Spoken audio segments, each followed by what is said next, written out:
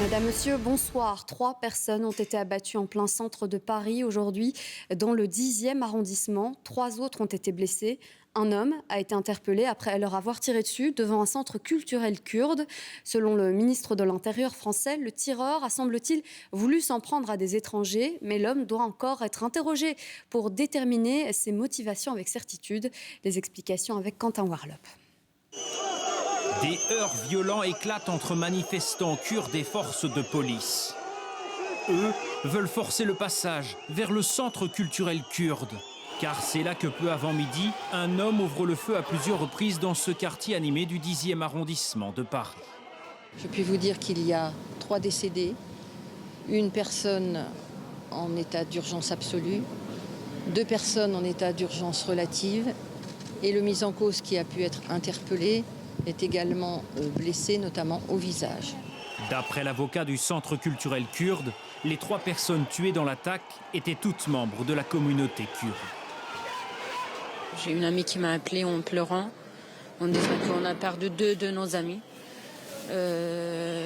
Un qui était musicien, un artiste kurde, et l'autre, elle est une femme kurde aussi. L'auteur présumé est un homme de nationalité française. Il a 69 ans et est déjà connu pour des faits de violence. Il a voulu manifestement s'en prendre à des étrangers. Nous devons savoir par l'enquête judiciaire que préside Madame la procureure de la République de savoir si c'était spécialement sur les Kurdes, mais pour l'instant aucun élément ne permet de le savoir. L'année dernière, armé d'un sabre, l'homme avait attaqué un camp de migrants. Ça concernerait des gens qui étaient installés dans des tentes et l'intéressé se serait attaqué à ces tentes. Il y a eu une ouverture d'information en fin d'année 2021 et l'intéressé venait récemment d'être remis en liberté. Si le mobile exact de l'attaque d'aujourd'hui n'est pas encore connu, une enquête a été ouverte pour assassinat. Ce soir, partout en France, les lieux où se réunit la communauté kurde sont désormais particulièrement protégés.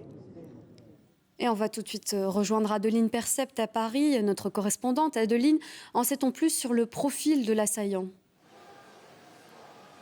Oui, le suspect William M, 69 ans, est un ancien cheminot, aujourd'hui à la retraite, et il a été condamné plusieurs fois par la justice ces dernières années pour détention d'armes prohibées et pour violence avec armes. L'un des derniers faits en date, c'était l'année dernière quand il s'est attaqué à des migrants qui étaient en train de dormir dans des tentes, une attaque au sabre dans le 12e arrondissement de Paris, et les témoins qui étaient là sur place ce jour-là ont dit que c'était un homme qui proférait des propos particulièrement violents et particulièrement racistes. Le ministre de l'Intérieur, Gérald Darmanin, qui s'est exprimé dans la rue d'Enghien juste dernièrement, a expliqué cet après-midi qu'il était tout juste sorti de détention provisoire le 12 décembre et que manifestement il avait agi seul, mais ça c'est l'enquête qui va le déterminer dans les prochaines semaines, dans les prochains mois. Merci Adeline pour ces précisions en direct de Paris. Voilà ce que l'on pouvait donc dire sur cette attaque à Paris.